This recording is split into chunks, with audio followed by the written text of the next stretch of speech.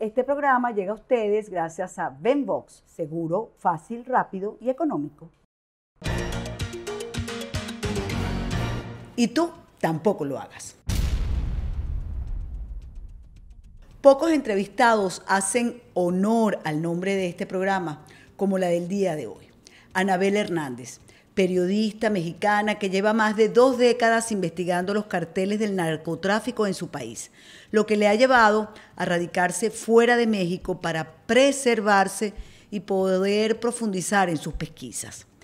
Emma y las otras señoras del narco, su más reciente publicación, es un libro muy bien escrito, cargado de datos y revelaciones, pero difícil de leer por su contenido duro, sanguinario, aunque muy aleccionador. No Callaré se conecta ya con Anabel Hernández para hablar del libro y las repercusiones que el narcotráfico tiene en nuestras sociedades. Gracias por la oportunidad. Pero antes, un interesante mensaje. Exportador, ¿tú quieres dormir tranquilo? Yo recomiendo que envíes tu carga con mis amigos de Venbox Pty. Con su servicio de seguro de carga puedes resguardar tu carga en las distintas modalidades de envíos aéreos y marítimos, FCL y LCL. ¿Qué esperas? No pierdas tiempo. Contacta ya a mis amigos de Venbox en su página web o por los teléfonos que ves en pantalla. Venbox es tu aliado en logística y comercio exterior. Es rápido, fácil, pero sobre todo confiable. De nuevo, bienvenida, Anabel. Muchísimas gracias por atender nuestra petición. Y como el tiempo apremia, yo entro de una vez en materia. Usted ha dicho en varias entrevistas que el que quiera encontrar chismes en este libro, pues que está equivocado. Y efectivamente es así, yo me lo he leído y uno lo que ve en esta publicación es una investigación detallada y profunda del narcotráfico en México y sus brazos en otros mundos, ¿no? A mí en lo personal lo que me ha pasado, además al leer el libro, es confirmar que la guerra cultural librada contra el mundo occidental ha logrado relajar principios y valores que yo pensaba de verdad que o suponía que estaban mucho más arraigados. Y es que Emma y las otras señoras del narco es un retrato de la descomposición que se vive en México, pero que también se vive en Venezuela, pero que también la vemos en Cuba, que la vemos en Nicaragua o en cualquiera de nuestros países que están en la región. Yo quisiera su comentario al respecto. Bueno, pues sí, te agradezco mucho esta interpretación, esta lectura que le das al libro, pues, porque es justamente uno de los propósitos fundamentales que tiene el libro de Emma y las otras señoras del narco. Exponer al mundo cómo funcionan los núcleos familiares del crimen organizado, de los principales carteles de la droga en México, que es el de Sinaloa y el de los Beltrán Leiva, y cómo estos núcleos criminales y cómo interactúa la mujer en estos núcleos criminales.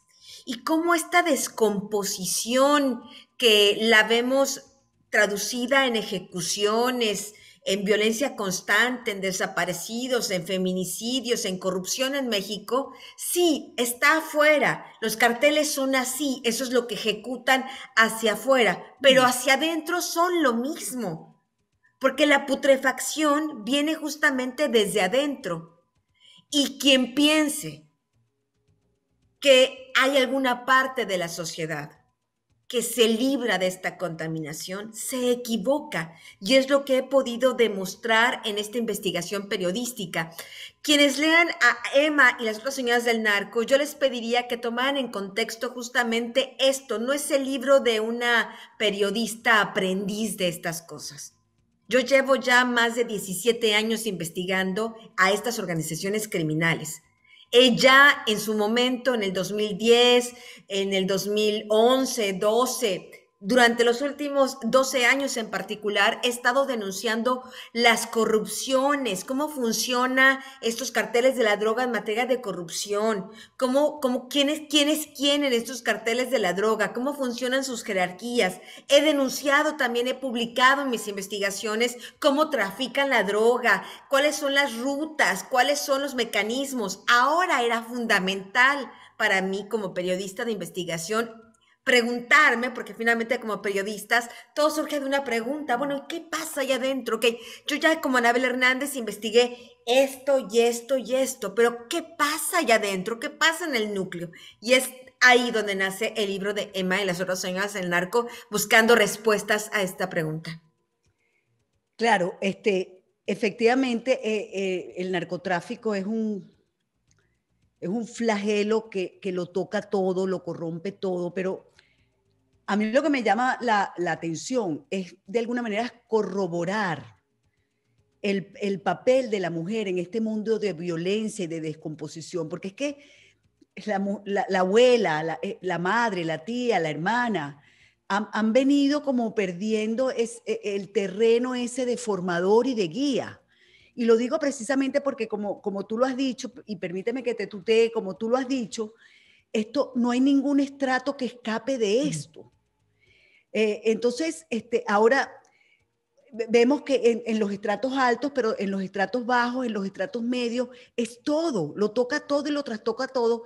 Y la mujer, que antes era guía y protectora, ahora impulsa. Y te lo digo un caso, por ejemplo, leyendo, creo que era Blanca, el capítulo de Blanca, Sí. que deja a su hija en manos de su madre. Y resulta que la abuela termina entendiendo que tener a Brenda, creo que se llamaba la hija de... Era una manera de explotar económicamente a su hija Blanca, sí. Exactamente. Entonces tú dices, pero ¿qué grado de corrupción es esto si no había nada más hermoso o no hay nada más hermoso que la abuela, que siempre ha sido esa guía, esa matrona, esa cosa, en cualquier clase social? ¿Qué pasó? Entonces, vamos a lo mismo, o sea, nos están ganando la guerra, nos están ganando la batalla. Pero aquí lo interesante, pienso yo, y por eso creo que Emma y las otras señoras del narco está permeando en México y es hasta hoy el libro más vendido, incluso ahora ya salió en Estados Unidos a la venta, y al menos hace una semana estaba colocado en el sexto lugar de ventas, incluyendo todos los libros y novelas de ¡Qué ficción y no bueno! ficción en Estados Unidos, incluyendo todos los idiomas. ¡Qué El libro de bueno! Emma y Qué las otras buena señoras del narco noticia! Porque está en el sexto lugar de ventas. Y uno se preguntaría, ¿pero por qué? Volviendo al punto, ¿por el morbo, por el chisme? No, no. Tú como mujer, y al menos pienso que estarás de acuerdo conmigo y si no me dices, pienso que es una historia universal. es No una solo historia las universal. mujeres del narco se sentirán reflejadas en este libro. Las mujeres de todas las clases sociales, las esposas de los empresarios, no, porque en las relaciones de las élites, no es que las relaciones entre hombres y mujeres sean muy distintas a esta, ¿eh? Ujú. En las relaciones de clase media, en las relaciones de la clase baja, no importa si son familias conservadoras o no conservadoras, de izquierda, de derecho, de centro, aquí no estamos hablando de eso, estamos hablando de relaciones humanas y efectivamente, como tú señalabas, como el rol de la mujer en este patriarcado, en este machismo que se extiende rampantemente por todo el mundo, ¿no? Donde nos hacen creer, sí, las mujeres tienen más poder, son primeras ministros, son senadoras, son diputadas, pero muchas de esas relaciones de poder siguen marcadas por esto, por el machismo, por el patriarcado, por ver a las mujeres como un instrumento. Bueno, mira, ahí podríamos discutir muchas cosas, ¿no? Porque, por ejemplo, yo me he leído varios libros sobre las mujeres de los nazis, por ejemplo, y las mujeres de los nazis eran mucho más duras que sus propios maridos generales, capitanes, sargentos, y no querían que dejaran al Führer nunca porque eso les producía a ella poder. Las mujeres cuando están en posiciones de poder o sus maridos son todavía mucho más duros. Yo te lo digo, entre otras cosas, Anabel, porque la que detenta el poder realmente en Venezuela es Cilia Flores. Ujú. Es la mujer que quita y pone, que está detrás de Maduro. Maduro es eso, es el machismo, pero la que manda es ella. Al final, ¿sabes cuál es lo peor? Y Sí, esto te lo retrata perfectamente Emma en Las otras señas del narco. Muchas mujeres son las principales reproductoras y productoras del sistema machista patriarcal. Cuando yo te digo están ahí atrapadas, son utilizadas, ellas mismas son las que lo reproducen. Cuando sí. la gente lea, por ejemplo, lo que hacía Emma con sus hijas, ahí con el Chapo, cuando desayunaban, comían o cenaban, el Chapo hablando de drogas, de violencia, diciendo que a su hija le iba a regalar una AK-47, ¿no? Sí. Lo que hizo Carlos Montemayor con su hija Priscila, Ujú. que menor de edad conoce a la Barbie, la utiliza, la usa como moneda de cambio y ella a su vez permite que su marido, el narcotraficante, críe a su hijo de la misma manera, ella misma alienta la propia criminalidad del marido. Estamos hablando de que esta estructura de machismo, de patriarcado nocivo que vive el mundo, no solo está compuesto de hombres, está en una buena parte construida de mujeres. Me parece que si las mujeres no vemos este rol nocivo que muchas hacen, no lo analizamos nosotras mismas, ¿quién lo va a analizar? ¿Quién va a escribir Exactamente. este libro? Un hombre? No lo creo. Los hombres lo escribirán siempre bajo la óptica de los hombres. Aquí lo que reta al lector lo está diciendo una periodista que también en muchos sentidos y en muchas partes de mi vida yo he sufrido muchas de estas cosas de intentar ser sujeta a un mundo de hombres. A mí nadie, a mí ningún narco, ni presidente, ni policía me va a leer la cartilla. Yo tomo mis propias decisiones y trato de educar a mi propio hijo en un esquema totalmente distinto. Nosotros somos las que tenemos que romper justamente ese sistema patriarcal. Si no somos nosotras, ¿quién? Exactamente. Por eso, quería aclararte eso porque, bueno, hay gente que puede pensar que estamos hablando de un machismo solo de hombres, cuando, No. como tú lo has aclarado muy bien, Sí, exacerbado, producido y reproducido por las mujeres. Eso sí, es, así lo entiendo yo. Fíjate, sí. yo también me he leído el libro, lo tengo marcado de todas las formas, porque es un libro que quizás lo dije al principio, pero te lo quería comentar ahora. Es un libro que a mí me costó mucho leer. Yo debo Mm. confesarte, lo leí, apenas me llegó, celebro mucho que la gente esté comprando el libro. A mí me costó casi 2 meses que me llegara. Estaba, se había terminado, se había agotado y bueno, me llegó hace poquito y pasé el fin de semana leyéndolo, pero con pausas, es decir, me tenía que parar, respirar, tomarme un vaso de agua para poder digerir la información que es una información muy dura, pero sin duda alguna es aleccionadora, o sea, cómo todos terminan en la cárcel, muertos, acabados. Esa vida de mentira, de luce, terminan todos enredados. Ellos, ellas y sus Y él, hijos. y sus Y hijos.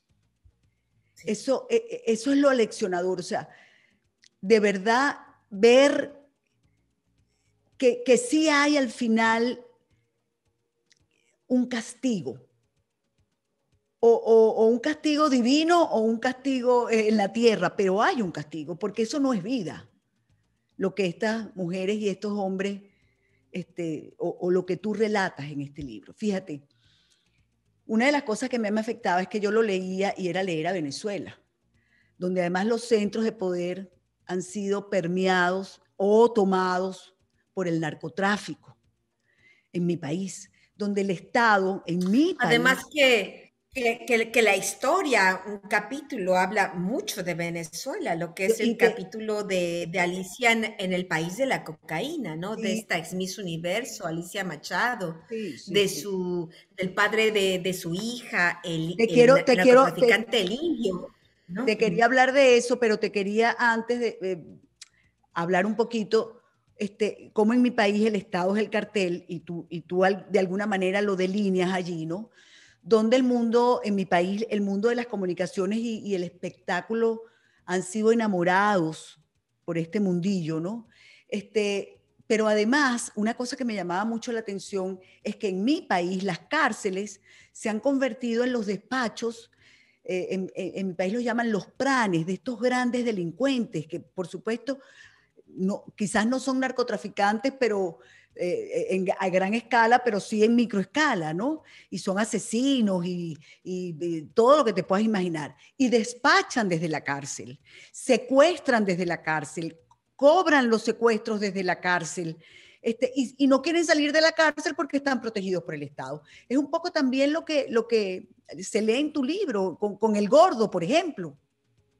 El gordo hasta llegó a pensar si salía o no salía, porque es que él se sentía muy bien en la cárcel, era el dueño del penal, ¿no? Entonces, esto, ¿cómo lo detenemos? Es como la pregunta. Esto está pasando en tu país, pero está pasando en la región. ¿Cómo se detiene esto? ¿Se puede detener? Mira, para mí hacer este tipo de trabajos de investigación siempre tienen un poco esta pregunta de qué utilidad puede haber en hacer este tipo de investigaciones para la gente. Y a lo mejor yo, pese a todo lo que he vivido y lo que he visto y los testimonios que he recabado, soy una persona que prefiere creer y tener esperanza. Yo sí pienso que, uno, el que la gente tenga información, me refiero el ciudadano común y corriente, que tenga información de cómo son los mecanismos de poder, cómo funcionan realmente estas organizaciones criminales por dentro, cómo, no, cómo las relaciones de corrupción con los políticos, con los militares, con los presidentes, no es solo un tema de dinero, sino también es un tema de amistad. Y es una cosa que también yo aprendí en el libro de M, Las otras señales del narco. Yo ya había registrado cómo sí están los portafolios de millones de dólares que se entregan a policías, a presidentes, a militares en México. Lo que yo no había entendido es que esa relación no es solo está hecha de dólares, de millones de dólares, está hecha de estarse drogando juntos, de estar en orgías, de estar compartiendo mujeres, de estar en fiestas con grupos musicales, de eso está. Entonces estamos hablando de una amalgama mucho más profunda, pero si la sociedad no lo puede entender, si la sociedad no puede asomarse y ver a través de los periodistas, de investigaciones periodísticas serias, qué pasa ahí, ni siquiera, número uno, no podemos saber que existe y si no sabemos, no sabemos cómo resolverlo. Entonces yo sí creo que la información ya es una aportación importante para tratar de romper, al menos dinamitar este sistema criminal que opera, digámoslo honestamente, no solo en América Latina, opera en muchísimas partes del mundo, ¿no? Sí. Por un lado. Y por otro lado, también reconocer que es tal la dimensión del problema que ningún país de manera solitaria podrá resolverlo. Pensar que México podrá resolverlo solo, pensar que Nicaragua o Salvador o Guatemala o Cuba o Venezuela o Chile, por ejemplo, el problema que hay en Chile ahorita es tremendo en materia de consumo de droga. El problema en Brasil es brutal. La gente vive ahí como cocainómanos, porque es tan barata la cocaína ahí, porque es un punto de partida para otras partes del mundo, que ahí la cocaína en Brasil es como comprarte un cigarro de tabaco. Entonces, estamos hablando realmente que son fenómenos globales que no podemos pensar que solo los ciudadanos, aunque estemos informados, o que los países, pongamos que tengamos incluso el mejor presidente del mundo, que bueno, en México no existe, me parece que tampoco en Venezuela, me parece que en ninguna parte de la región, pero bueno, ni aunque lo tuviéramos, por sí mismo podría resolverlo, no, porque realmente estamos hablando de un problema muy complejo que de nuevo no solo es una cuestión de negocio, no solo es una cuestión de tráfico de drogas, de corrupción, es una cuestión hoy que por desgracia se ha convertido en un fenómeno social, que ha echado raíces muy profundamente en todos los estratos sociales de la región. Fíjate que escuchándote, ¿no? Que definitivamente este es un negocio que se expande, que tiene cada vez los brazos son más grandes. Yo creo que, pero yo leyendo y pensando, digo que este es un negocio, que es una guerra también, y me voy a referir a eso. Es una guerra entre un imperio de izquierda, Cuba, para poner de rodillas a un imperio que viene en declive, que es los Estados Unidos. Y esto te lo digo porque precisamente en la página 177, en este capítulo de Alice en el país de la cocaína, yo voy a leerlo textualmente, dice, la cocaína que el indio conseguía en Colombia se la suministraba con frecuencia a miembros de las Fuerzas Armadas Revolucionarias FARC. Más adelante dice que el 26 de marzo del 2020, el Departamento de Justicia hizo una acusación formal contra Nicolás Maduro, actual presidente de Venezuela, por los delitos de narcoterrorismo, corrupción y tráfico de drogas y contra 14 funcionarios de alto nivel. Se le imputa a Maduro que bajo las órdenes de Hugo Chávez facilitó el tráfico de droga de Colombia a Venezuela y de ese país a México en complicidad con la FARC y narcotraficantes mexicanos. Y termina diciendo, para inundar a Estados Unidos con cocaína y utilizar la droga como un arma contra Estados Unidos.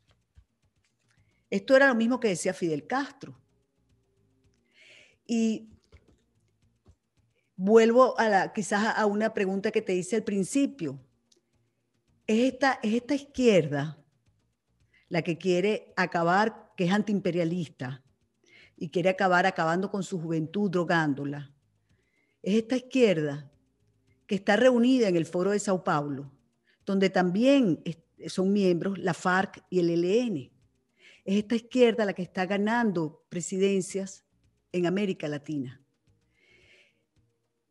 Para muchos analistas, este foro es una agrupación criminal que toma el poder para luego perpetuarse, convertirse en totalitarios y quedarse allí para siempre. Entonces sigue siendo el tema del narcotráfico un tema de negocio de dinero para alcanzar el poder de los estados y dominar a su gente y esclavizarlos. No sé, es una reflexión. ¿La compartes en parte? ¿No la compartes para nada? Te voy a decir desde mi punto de vista lo que yo veo. Lo que yo veo es un mundo donde en realidad lo que son los conceptos de la izquierda y la derecha son solo cartelones de propaganda. En realidad, al menos en este mundo, de lo que yo estoy viendo de la comunidad internacional, de América Latina, Europa, no hay realmente gobiernos de izquierda. Los gobiernos que tenemos hoy en día, me refiero de izquierda como era románticamente concebida. La izquierda que busca el beneficio de la sociedad, la gente que busca sociedades más igualitarias, eso no existe. Son impostores que se hacen pasar por gente de izquierda porque ganan adeptos con este discurso falso de queremos proteger a los pobres, queremos más justicia social, queremos ser iguales. Eso no existe. No existe. Lo que vemos son dos polos que tienen diferentes formas de hacer las cosas, dijéramos izquierda y derecha, tienen diferentes estilos de gobernar, pero el propósito es el mismo. Todo para mí, todo para mi beneficio propio, todo para el beneficio de mi clan. Estamos en la disputa de tribus, no estamos en las disputas ideológicas. Y estas tribus se están disputando el dinero. Y si ese dinero viene de la droga, ellos quieren controlar la droga. Pero Ese por es el eso, tema. El tema claro, no es solo un tema de control, por supuesto, social, porque al final, de diferentes formas, unos y otras terminan controlando las sociedades. Y nuestras democracias, si tú lo quieres ver bajo estas etiquetas de derecha o de izquierda, son igual nefastas. Unas más abiertas que otras, pero son igual dañinas. La democracia en el mundo está en declive total, está en caída libre y no hay ningún modelo ideológico que pueda plantarse hoy ante estas dos falsedades que es izquierda y derecha. Y por otro lado, por supuesto, estos dineros ayudan tanto las oligarquías de derecha y dineros ilegales provenientes del narcotráfico, ayudan a las oligarquías de derecha a continuar gobernando y teniendo el control en los países donde están. Y las oligarquías de izquierda operan de la misma manera. Estamos realmente hablando de que en este momento a nadie le importan realmente los ciudadanos, los individuos, la colectividad. A estas tribus solo les importan sus beneficios personales. Y por desgracia, el negocio del tráfico de drogas genera millones y millones y millones de dólares que resultan muy apetitosos para estos dos polos que se confrontan. claro, yo te lo decía porque, bueno, analistas y conocedores del asunto hablan del Foro de Sao Paulo como una agrupación de, ellos mismos lo dicen, así es una agrupación de izquierdas, ellos mismos se ponen la etiqueta, Sí, ¿ok? sí. Y por supuesto, ellos también etiquetan al resto que no están con ellos de derecha. Es un poco como lo que pasa en México, ¿no? Con Como las lo etiquetas hace el impuestas, presidente por Andrés ejemplo. Manuel López Obrador, que vemos que en realidad en los hechos las diferencias en México entre izquierda y derecha solo son los nombres y las etiquetas, porque los dos sistemas funcionan exactamente igual. Son los mismos pobres, es la misma miseria, es la misma injusticia social, es la misma violencia, Bueno, solo que con diferentes títulos. lo que sí, bueno, no creo que es la misma miseria la que existe, por ejemplo, en Cuba, Nicaragua y Venezuela, no sé, con lo que se vive ahora en Ecuador, que afortunadamente se salió de Correa y se entró en otros caminos, ¿no? No es exactamente igual, ¿no? En Creo México que sí lo es, al menos en México sí es esta la circunstancia que hemos vivido. la circunstancia en qué sentido, En México, que nada cambió, que si tú nada cambió. comparas Ah, cuál es claro. la calidad de vida de mexicano con la derecha, con el centro o con la izquierda, estamos igual de mal. No ha habido un cambio, ni para mejorar, ni para... Estamos muy mal. Sí, eso es cierto, además están agobiados, vamos a decir, cercados por los carteles del narcotráfico. Yo, la verdad, siempre estuve más atenta de esta situación en Colombia, pero de hace unos años a esta parte y con la cantidad de asesinatos constantes, además a colegas en México, pues uno empezó a interesarse qué está pasando en México, ¿no? Sí. Y efectivamente es una situación sumamente grave. Por cierto, hablando de eso, en México y acogidos, arropados por el gobierno de AMLO, se llevan a cabo conversaciones eh, entre el régimen de Maduro y un sector supuestamente de la oposición para negociar los destinos de la Venezuela descompuesta, ¿no? Como un país descompuesto, un presidente que está en un país con tan descompuesto, tan putrefacto como el nuestro, puede arropar una delegación y sentarse como mediador en una discusión como esta. ¿Qué opinas tú? ¿Tienes información al respecto? Mira, tengo la información que es pública, que hemos visto todos, ¿no? Como el tema, por ejemplo, de Evo Morales, cuando se va de refugiado de Exacto. Bolivia a México. Ujú. Como mexicanos, yo coincido con tu visión. ¿Y nosotros qué podemos hacer por los demás si ni siquiera podemos resolver nuestros propios problemas internos? Mm. Me parece que muchos de estos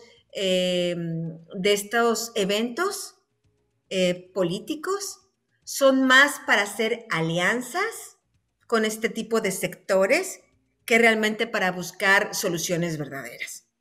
Me parece que seguramente al gobierno de Andrés Manuel López Obrador, por alguna manera, por alguna razón que para mí en este momento no es clara y no voy a especular sobre eso, es evidente que le interesa tener una buena relación con Nicolás Maduro.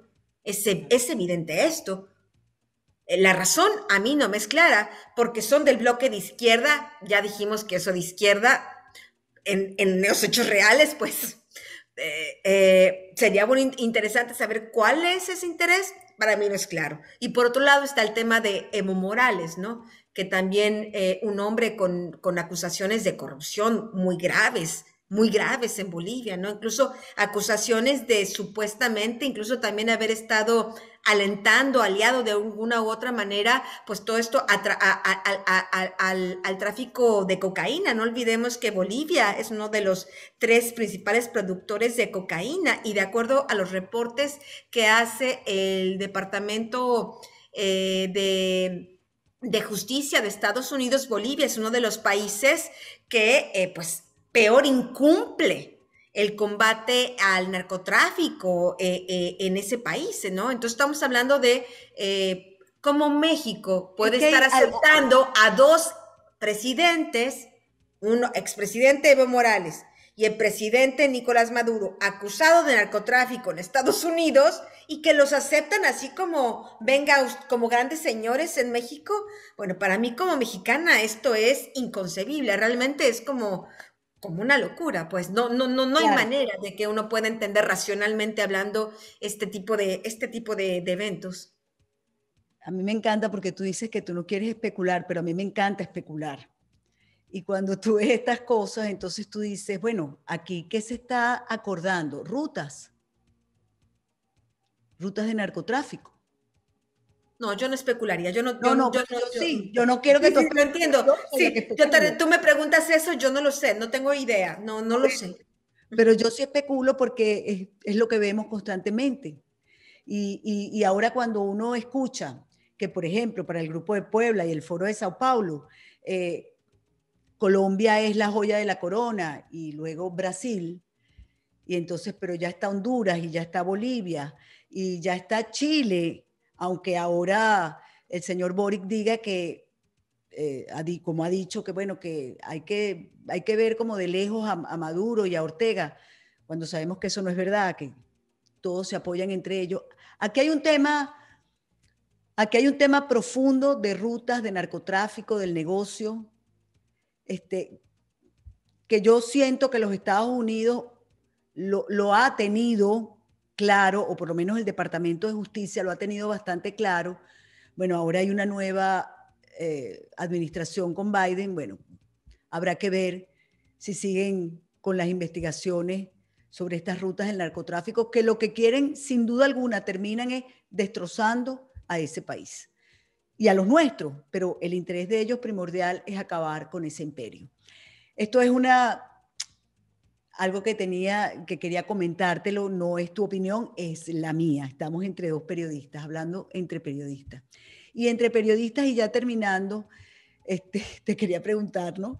He visto que te ha demandado, que decían que te iban a demandar muchas de las personas mencionadas en el libro, que por cierto, yo vuelvo y lo repito, tienen que leerlo porque todo está encomillado, lo que dicen es porque alguien lo refiere, un testigo presencial, como tú lo has dicho. O sea que es una cosa realmente muy bien escrita, muy bien elaborada, muy bien documentada, que es lo más importante, ¿no?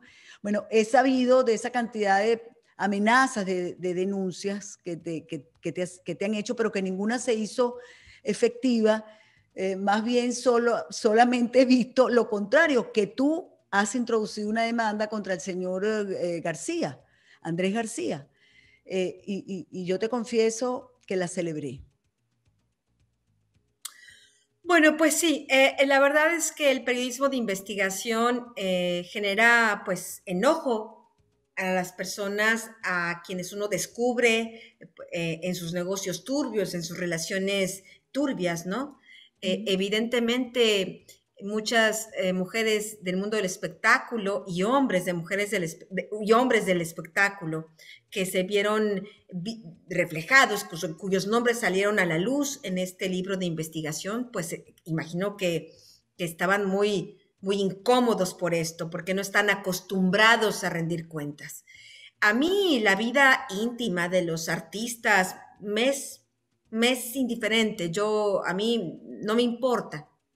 El tema es que esta parte de sus vidas personales se entrecruza con un problema criminal global, con carteles de la droga que desaparecen personas, que masacran personas, que corrompen, y es ahí cuando lo que parecía vida íntima, vida personal, se convierte en vida pública y un tema de interés público. Por eso hablo hasta este detalle de estos personajes que entran y salen de las escenas en las casas de los narcotraficantes, en las alcobas de los narcotraficantes, para contar justamente esta putrefacción. Y bueno, muchos gritaron, lloraron, algunas lloraron, ¿no? Algunas públicamente han defendido sus historias de amor con los criminales, con los asesinos, con los que masacran. Bueno, eso la gente le tocará juzgar si es válido tener este tipo de relaciones. Pero entonces lo que ocurrió es que muchos estaban muy ofendidos, amenazaron, gritaron, dijeron que iban a demandarme, a denunciarme. Pero yo creo que asesorados por algún abogado, pues habrán visto que mi libro está documentado con documentos judiciales, sí, con testigos directos de los hechos. Y yo ya había anunciado, después de que estas personas reaccionaron de esta manera, yo había anunciado que yo estoy abierta, podemos ir a los tribunales y mis testigos directos irán ahí porque todos han dicho que irán, si una autoridad se los requiere, y contarán detalles que yo había decidido guardar y mantener fuera del libro. Porque eran detalles tan ya escatológicos, algunos de ellos, tan morbosos, tan grotescos, de tanta depravación, que yo ni siquiera había abordado porque pienso que ya no aportaba más. Entonces era así llegar al morbo. Y mi intención no es llegar al morbo. Era simplemente tratar de hacer ver a la gente lo que sucede ahí. Pero mis testigos, pues por supuesto, tendrían que revelar todos estos detalles, ¿no? Para demostrar a un juez que son creíbles, y yo creo que es ahí donde muchas personas prefirieron, no, pues que mejor no vengan los testigos, y claro, nadie me ha denunciado, ni a mí, ni a la editorial, en ningún concepto del libro de Emma y las otras señas del narco. Yo he tenido que denunciar penalmente al actor conocido públicamente como Andrés García, en México, pues porque este hombre me amenazó a mí y a mi familia. Es un actor que, haciendo una apología del delito, dice que los narcos son grandísimas y buenísimas personas, muy gentiles todos ellos, que son sus amigos, que toma tequila con ellos, que le han hecho favores, no explica qué favores, pero él mismo lo confiesa. Digo, esto es confesión de parte, no es una cosa mía, él ya lo dijo.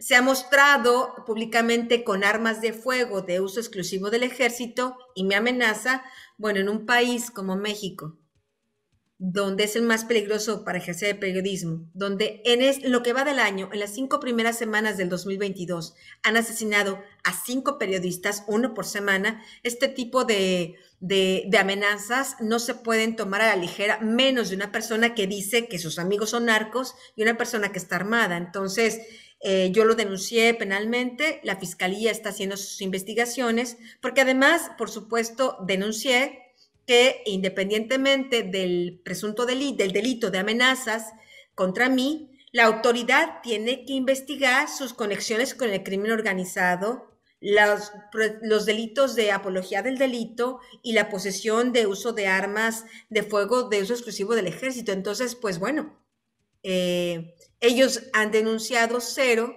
yo he tenido que denunciar a esta persona. ¿Tienes miedo? Mira, yo no pienso que ningún periodista en su sano juicio en México pueda no tener miedo. Claro que tengo miedo, pero no tengo miedo ahora en particular. Tengo miedo desde hace años que estoy investigando a los carteles de la droga en México, a sus conexiones con empresarios, con políticos, con policías.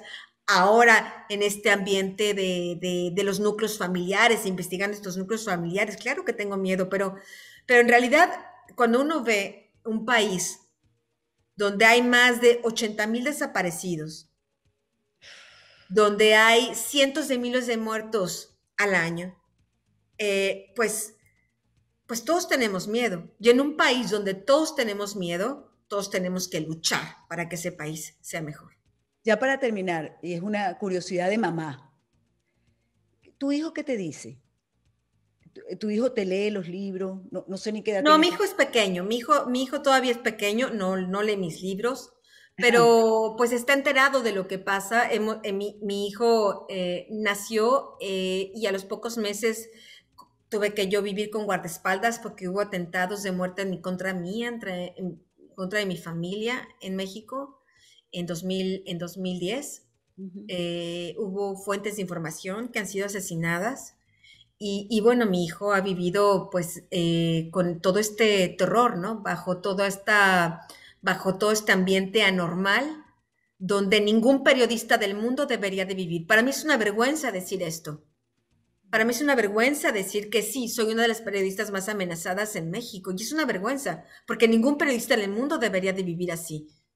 Nuestras revelaciones en países, en un estado democrático, pues pueden generar incomodidades, pero no puede generar que alguien te quiera matar o te mate, como efectivamente sucede en México, ¿no? Entonces, realmente es una situación muy, muy complicada. Mi hijo está consciente de esto. Yo he tenido que salir de México Ujú. justamente para salvaguardar mi integridad, la de mi familia, pero también para poder seguir haciendo mi periodismo. Yo regreso constantemente a México y sigo haciendo mis investigaciones en una situación muy difícil, porque en México tengo que estar con guardaespaldas, tengo que estar en vehículos blindados. Entonces, hacer este trabajo que tan delicado que yo hago en estas circunstancias, pues es casi imposible. Realmente es muy difícil trabajar en estas circunstancias, pero bueno, cuando hay un compromiso, me parece que los periodistas somos capaces de Por eso. hacerlo. Por eso se te respeta tanto y se te admira tanto, de verdad. Gracias. Yo te entiendo y los venezolanos te entendemos perfectamente. Yo soy una periodista que no puede vivir en Venezuela porque perseguida por el régimen. Pero yo soy uno en un millón, o sea, soy un caso en muchísimos, ¿no? Así que sabemos lo que es una amenaza, sabemos lo que es enfrentarse a carteles de esta naturaleza, ¿no? Y sabemos Sabemos, que, por desgracia, seguramente nuestros colegas viven todavía en condiciones aún peores que las de nosotras. así es.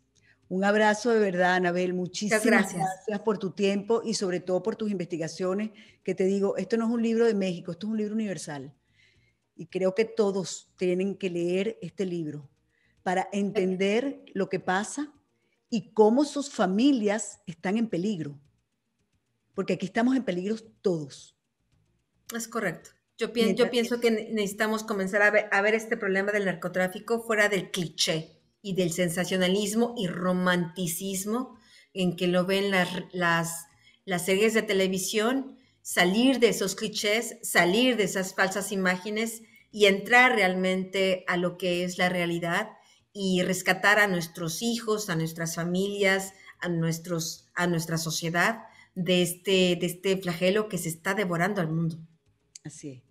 Muchísimas gracias, Anabel. Un Ojalá que abrazo. tengamos oportunidad de hablar próximamente de nuevo. Espero que sí. Muchísimas gracias. Un abrazo. Gracias por todo. Igual. Con ustedes, amigos, hasta un próximo. No callaré. Si te gustó este contenido, suscríbete a nuestro canal y activa las notificaciones.